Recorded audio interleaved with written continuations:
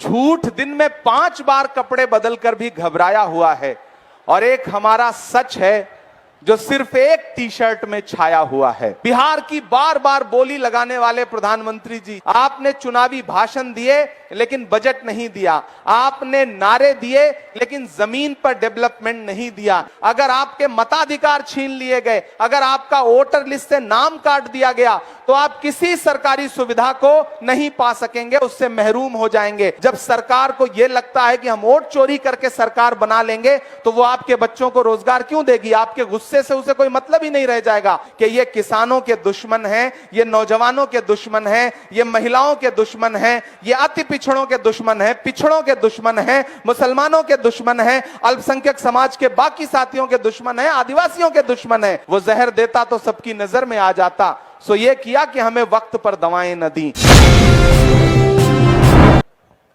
यात्रा लगातार शानदार तरीके से हर दिन और बेहतर से बेहतर होती हुई आगे बढ़ रही है।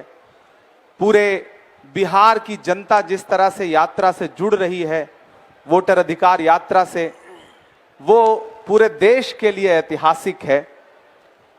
हमारे नेता राहुल गांधी जी, तेजस्वी यादव जी और बाकी गठबंधन के सभी सहयोगी लीडर्स उस यात्रा में पुरजोर तरीके से भाग ले रहे हैं। आज इस पत्रकार वार्ता में आपसे बात करने के लिए और कुछ तथ्यों को साझा करने के लिए मैं इमरान प्रतापगढ़ी आपके बीच में हूं। झूठ दिन में 5 बार कपड़े बदलकर भी घबराया हुआ है। झूठ दिन में 5 बार कपड़े बदलकर भी घबराया हुआ है और एक हमारा सच है जो सिर्फ एक टी शर्ट में छाया हुआ है।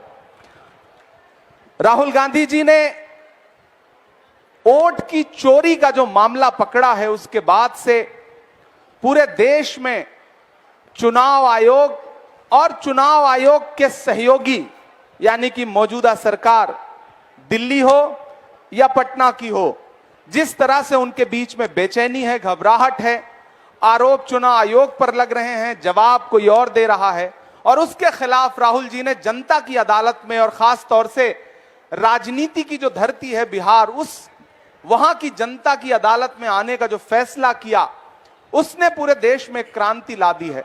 पहले दिन से जब से यात्रा प्रारंभ हुई है, आप देख रहे हैं, पत्रकार साथी देख रहे हैं कि यात्रा दिन ब दिन जनता को कनेक्ट करती जा रही है और अब तो 4-4, 5-5 साल के छोटे छोटे बच्चे भी स्वतः यात्रा में आ रहे हैं और राहुल गांधी जी के नारे के साथ अपना नारा जोड़ रहे हैं। यह यात्रा अब एक क्रांति की तरह परिवर्तित हो चुकी है। प्रधानमंत्री जी भी अभी आके गए।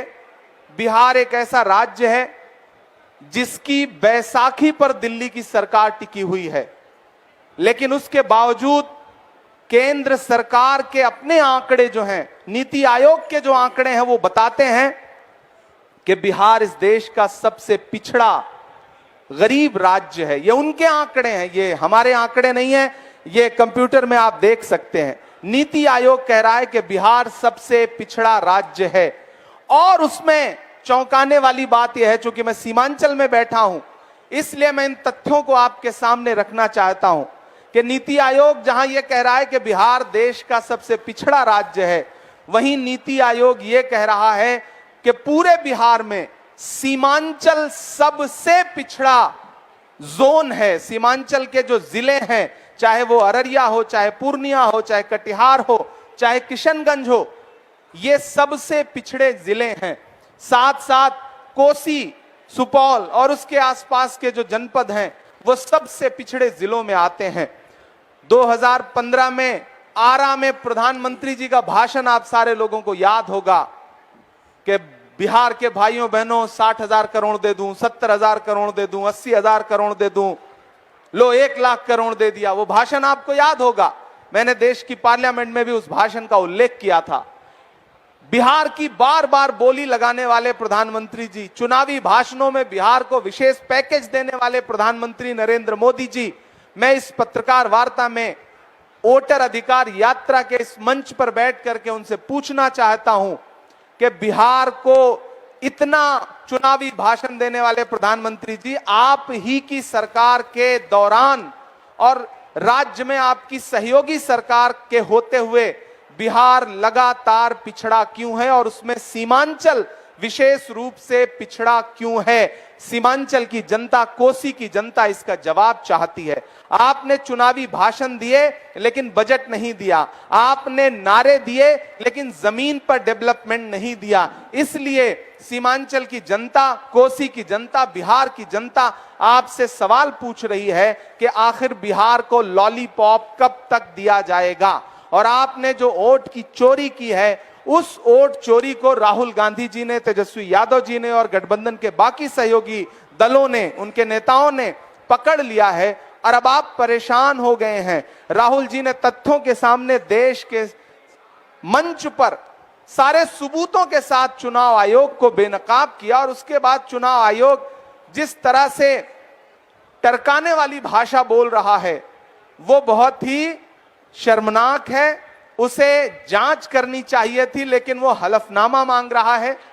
देश के प्रतिपक्ष के नेता राहुल गांधी जी ने जो बातें कही हैं वो किसी हलफनामे की मोहताज नहीं है। राहुल गांधी जी के बारे में पूरा देश जानता है कि राहुल गांधी जी उन्हीं तथ्यों पे बात करते हैं जो तथ्य सच्चे होते हैं। राहुल जी ने जो तथ्य देश के सामने रखे हैं, कर्नाटका के बेंगलोर की एक असेंबली का जो डेटा उन्होंने देश के सामने रखा है, वही डेटा ये बताने के लिए काफी है कि किस तरह से वोट चोरी हो रही है। और अब एसआईआर के नाम पे पूरे बिहार में जिस तरह से लोगों के वोट काटे जा रहे हैं और कुछ विशेष इलाकों को चिन्हित करके जिस तरह से वोट काटे जा रहे हैं, वो जहर देता तो सबकी नजर में आ जाता। सो ये किया कि हमें वक्त पर दवाएं न दी।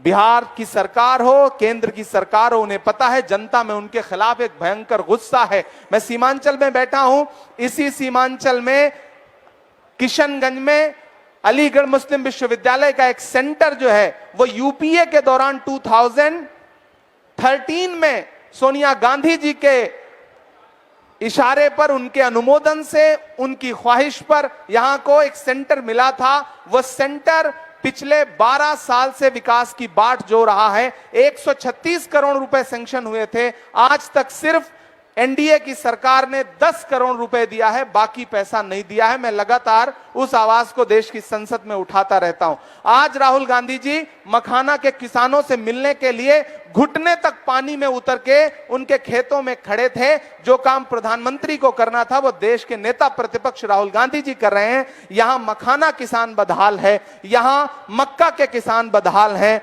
यहां जो हमारे मछली पालन का उद्योग करने वाले साथी हैं वो बदहाल हैं। यहां का युवा पलायन कर रहा है, यहां के युवाओं के लिए रोजगार नहीं है। यह सीमांचल बड़ी उपजाऊ धरती है। अगर यहां पे सरकार ध्यान देती, सिर्फ भाषण न देती, तो शायद परिस्थितियां कुछ और होती, यहां के नौजवानों को पलायन न करना पड़ता। लेकिन सीमांचल और कोसी के साथ जो सौतेला व्यवहार केंद्र और राज्य की सरकारें कर रही हैं, आने वाले दिनों में सीमांचल और कोसी और पूरा बिहार बदलाव लाएगा, महागठबंधन की सरकार बनाएगा। उसके बाद सीमांचल और कोसी को और बिहार को जो उसका हक है वो दिलाने का काम किया जाएगा।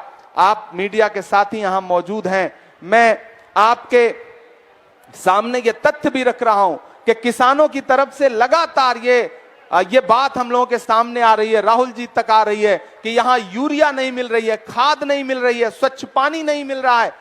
कुल मिलाकर के आप यहां का जनजीवन देखेंगे, यहां के लोगों का जीवन यापन देखेंगे तो आप ये पाएंगे कि वो लोग जो एक तरफ उनसे कहा जा रहा है कि अपने प्रमाण पत्र लेकर के आप जाइए और अपना एसआईआर करवाइए, यानी कि गहन समीक्षा करवाइए। मैं बिहार की जनता से भी कहना चाहता हूं, ये आपके अधिकारों पर डाका डालने की अंतिम कोशिश है। अगर इसमें यह सरकार कामयाब हो गई, अगर आपके मताधिकार छीन लिए गए, अगर आपका वोटर लिस्ट से नाम काट दिया गया, तो आप किसी सरकारी सुविधा को नहीं पा सकेंगे, उससे महरूम हो जाएंगे। इसलिए मैं यहां की जनता को भी यह कहता हूं कि आप सजग रहिए, आगाह रहिए। वोट कटने का मतलब है, मतदाता सूची से नाम कटने का मतलब है सरकार का पूरी तरह आपके अधिकारों के प्रति उदासीन हो जाना। जब सरकार को यह लगता है कि हम वोट चोरी करके सरकार बना लेंगे तो वो आपके बच्चों को रोजगार क्यों देगी? आपके गुस्से से उसे कोई मतलब ही नहीं रह जाएगा। आपको सड़कें नहीं मिलेंगी,